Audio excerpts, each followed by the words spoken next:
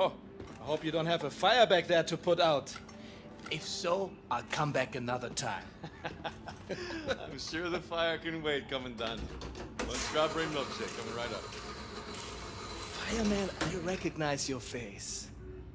Very Aryan face it is too. Are you out of Station 1? There you go, Commandant. Oh, vielen Dank.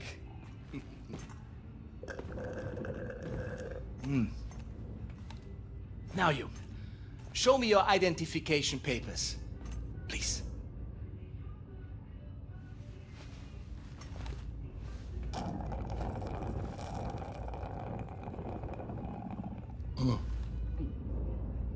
I love strawberry milkshake. It's perhaps my favorite American thing. So simple. It's just milk and ice cream. The rest of the menu, however, I think you will need to address. I think it needs to be more German. Yes? Tell me, are you from here, John Smith? Huh? I read here that you operate out of Station 6. What is the location of Station 6? I'm unfamiliar with this station. Speak up. Kommandant, Sie werden vom Oberkommando verlangt. War das nicht Zeit? Trink grad noch meine Erdbeermilch. Leider nicht, Kommandant. Das Oberkommando verlangt, Sie umgehend zu sehen. In Ordnung, ich komme schon.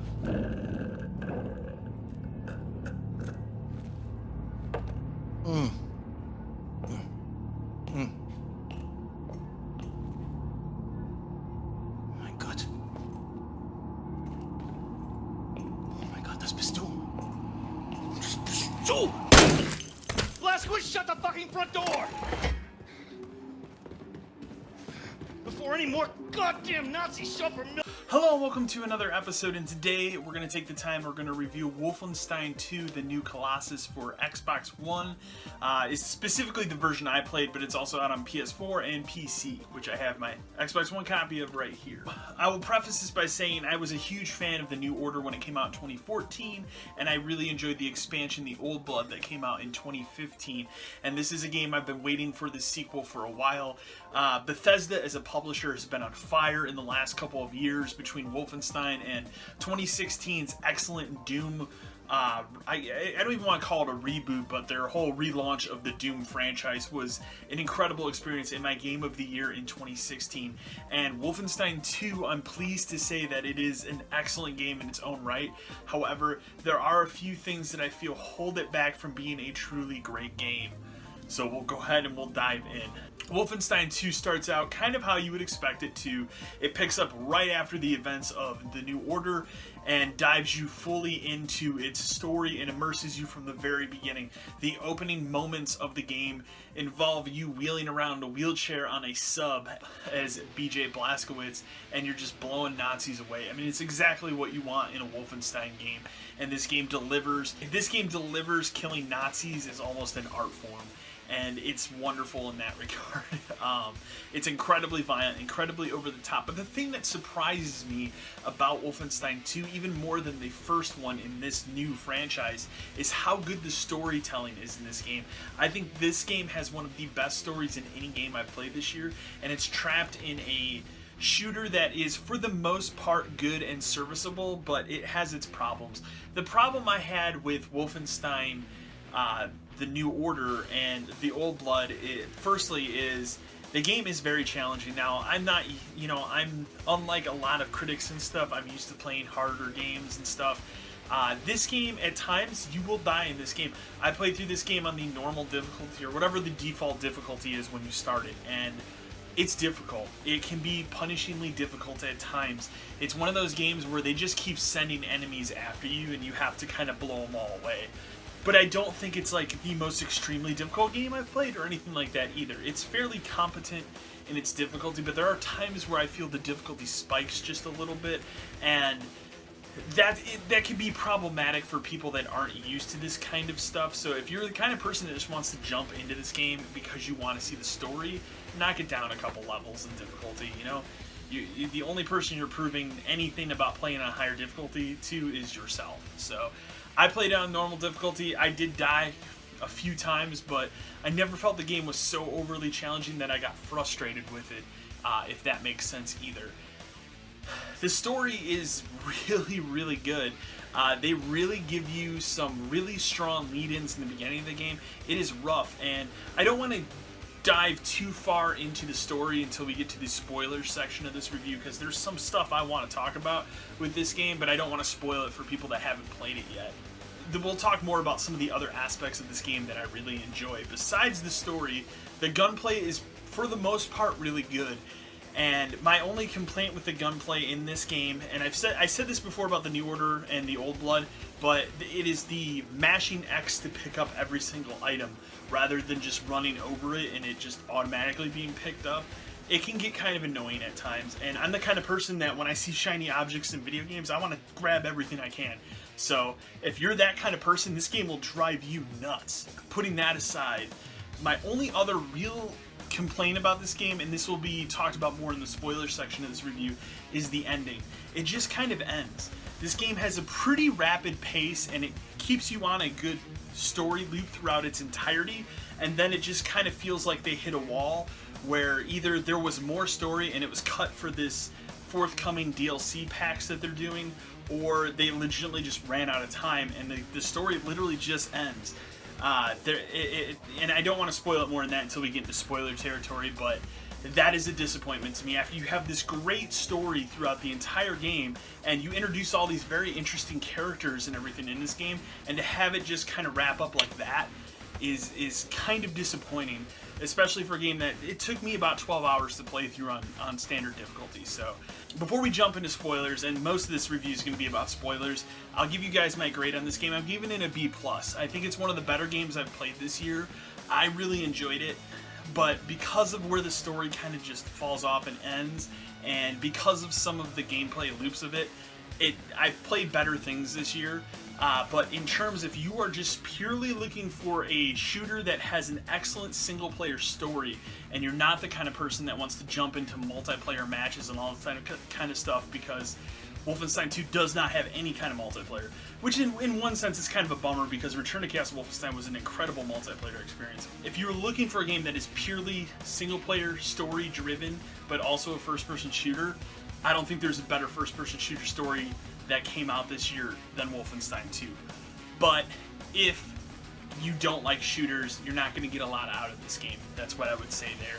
And be warned, the end of this game is kind of disappointing. Anyways, guys, B+, that's what I think of Wolfenstein 2, the new Colossus. I definitely think it's worth your time. I definitely think it's worth a pick-up and playthrough.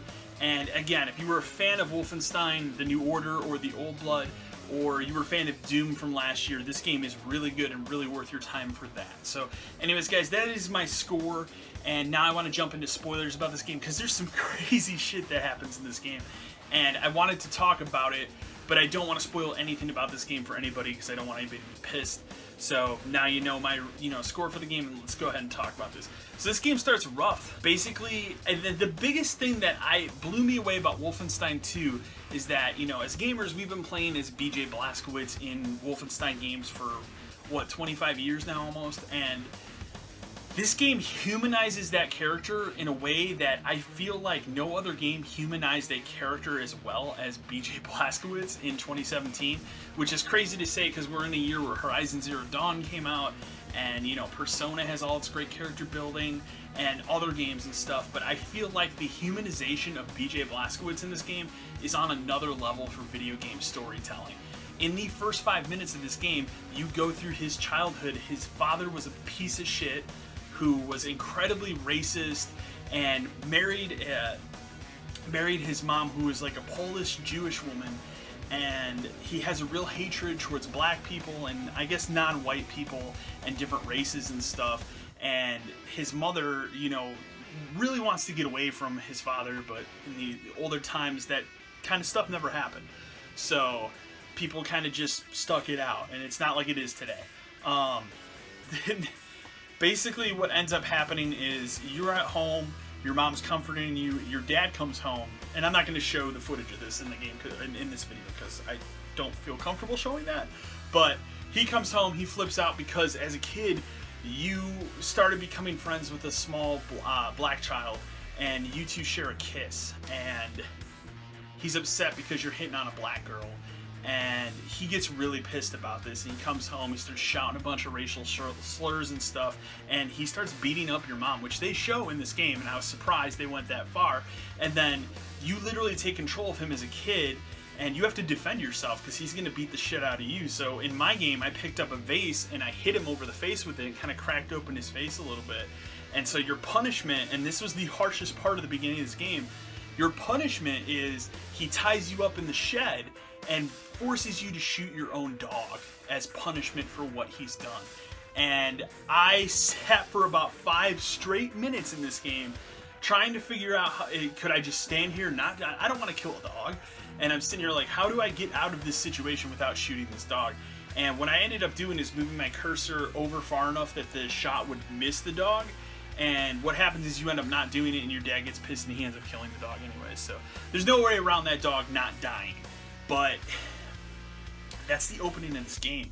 But what they do that's really interesting in this game is they tell you BJ Blazkowicz's backstory throughout several sections of this game, and it's something that I didn't expect to come out of Wolfenstein at all.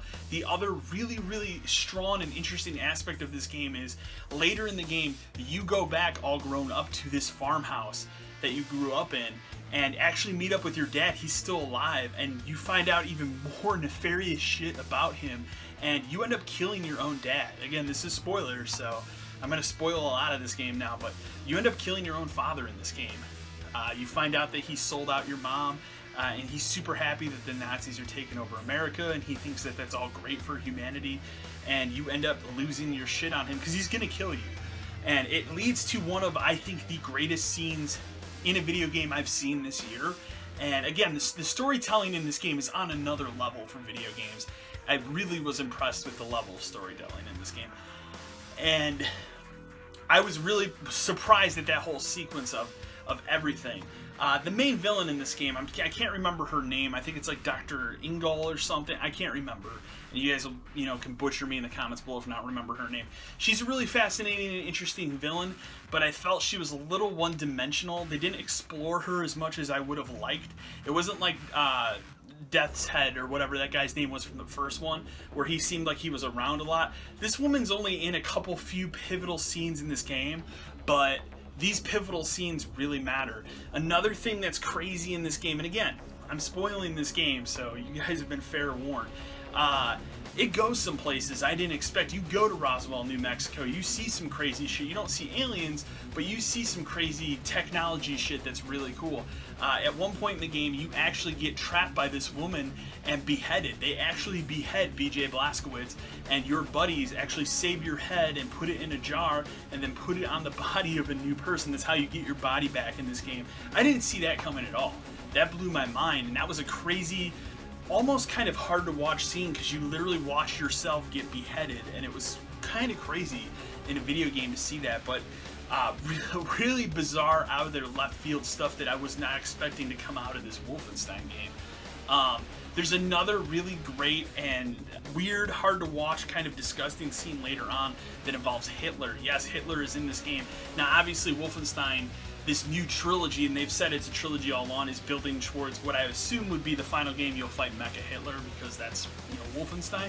But here, he's in this scene, and what happens is you pretend to be an actor to get into this base because he's making a exploitation movie about his triumphs, and he's trying to cast someone as BJ Blazkowicz. And it leads to a really bizarre and interesting scene in this game, and I don't want to really spoil much more about it, but it was one of the most interesting scenes in the entire game. Finally, the last thing I want to talk about is the end of this game. So this game just kind of ends, and that was my biggest disappointment with it. You have this big battle at the end, and you're taking over this ship and everything, and you kill a ton of Nazis at the end of this game. And basically the end of this game is you take over this TV station to stop this woman, and you kill her. And I was expecting this huge big boss battle, and you literally walk up to her, pull out an axe, and just chop into her face, and that's the end of the game. The end of the game is you and your crew talking about how they're starting a revolution in America over the TV after you kill that woman. And that's the end of the game. The game just ends there. It's not the worst ending I've ever seen in a game, but in a game that has such an incredible story going for it, it was disappointing to see it just kind of fall off at the end. And that's what disappointed me about the game. That's why the game's getting a B+ instead of an A-. But again, I think Wolfenstein 2 is one of the best games I've played this year. Yeah, Bethesda has killed it this year. I wasn't a huge fan of what I played at Prey, but Evil Within 2 shocked me to my core because I thought that game was going to be bad. And Wolfenstein 2 is an incredible sequel that in many ways is better than the previous game. So Bethesda as a publisher is on fire right now. And it's going to be interesting to see what they have in store for 2018, but I'll tell you right now, as a fan of the Wolfenstein franchise and as a fan of these newer games, I'm really excited to see the final act of this trilogy whenever it comes out. So B+ for Wolfenstein 2, the new Colossus. The only last thing I'm going to say about this is I had a chance to play this game on the Xbox One X, and I will be doing a full review of the system on this channel at the end of November 2017. And this is one of the showpiece titles for the Xbox One X. It looks incredible on the machine. Everything really pops. It runs pretty close to all the time native 4K. I think it does have a dynamic resolution scaler, so sometimes if the actions get a little too heavy, it might drop in resolution, but you're not going to notice it. And everything about that aspect of it, the presentation is really incredible. It's one of the more impressive games I've played on the Xbox One X. So if you have the ability to play this game on an Xbox One X, I highly recommend it. It's the best way to play Wolfenstein 2, the new Colossus. Anyways, guys, B+ for Wolfenstein 2. Hope you enjoyed this video review. Remember to like, share, and subscribe to the channel. And as always, until next time.